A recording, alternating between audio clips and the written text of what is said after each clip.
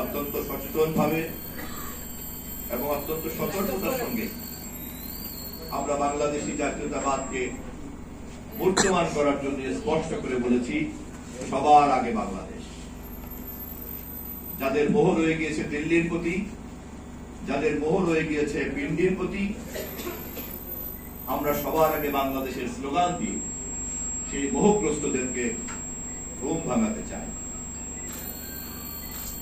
আমরা বাংলাদেশের অবাধ নির্বাচনকে, যাকে বিতর্কিত করতে চেষ্টা করেছিল একটি মহল, যে নির্বাচনকে প্রলম্বিত করতে চেষ্টা করেছিল একটি মহল, যে নির্বাচনকে নানান ভাবে প্রশ্নবিদ্ধ করতে চেয়েছিল সেই একটি মহল, তাদের হাত থেকে নির্বাচনের মতো একটি গণতান্ত্রিক রাজনীতির সবচেয়ে অনিবার্য অনুষঙ্গকে আমরা বাস্তবায়ন করেছি 12ই ফেব্রুয়ারি নির্বাচন অনুষ্ঠিত করার মধ্য দিয়ে।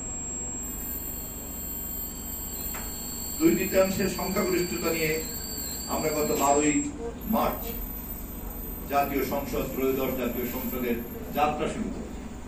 সর্বসম্মতিক্রমে স্পিকার নির্বাচিত হয়েছে, ডেপুটি স্পিকার নির্বাচিত হয়েছে এবং সংসদের স্বাভাবিক বিতর্কের যাত্রা বিন্দুও তৈরি হয়েছে গত 12ই মার্চ।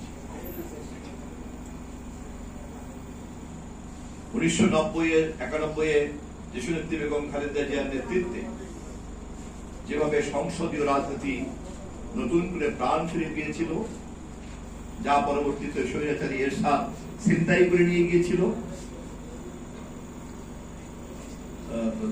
যা পরবর্তীতে শেখ হাসিনার শাসন আমলে পুনরুদ্ধিত হয়েছিল, তাদের আমির নির্বাচন, নিশিরাতের নির্বাচন এবং একতরফা নির্বাচনের মধ্য দিয়ে সেই সংসদীয় রাজনীতি আবার নতুন করে আমাদের সংসদ নেতা দেশনায়ক তারেক রহমানের নেতৃত্বে আমরা গত 12ই মার্চ আবার চর্চা করতে শুরু করেছি। 70-এর নির্বাচনে তৎকালীন আওয়ামী লীগের বিজয়ে অর্জন মূলত জনগণের অংশগ্রহণের প্রথম যাত্রা বিন্দু ছিল, কিন্তু 1975-এ জনগণের এই অংশগ্রহণকে নাকচ করে, বহুদলীয় গণতন্ত্রের সংস্কৃতিকে নাকচ করে আওয়ামী লীগই শুরু করেছিল সেই ভয়াল রাজনৈতিক প্রেক্ষাপট, যা গোটা জাতির অনাকাঙ্ক্ষিত পরিবেশ হিসাবে হাজির হয়েছে 1975-এর 15ই আগস্ট। এই প্রেক্ষাপট আওয়ামী লীগের একদলীয় শাসন কায়েম করার স্বৈরতান্ত্রিক মনোভাবের মধ্যেই নিহিত ছিল। রাজনৈতিকভাবে এই দায়িত্ব তৎকালীন আওয়ামী লীগের নেতৃত্বই নিতে হবে। শহীদ জিয়াউর রহমান 1975-এর 7ই নভেম্বর ধীরে ধীরে পর্যায়ক্রমে এই নৈরাজ্যের হাত থেকে যখন জাতিকে আবার উদ্ধার করেছিলেন, তখন মশিউর রহমান জাদিমোয়ের মতো নেতাই কিন্তু উপলব্ধি করতে পেরেছিলেন অন্যান্য সহকর্মীদেরকে সাথে নিয়ে।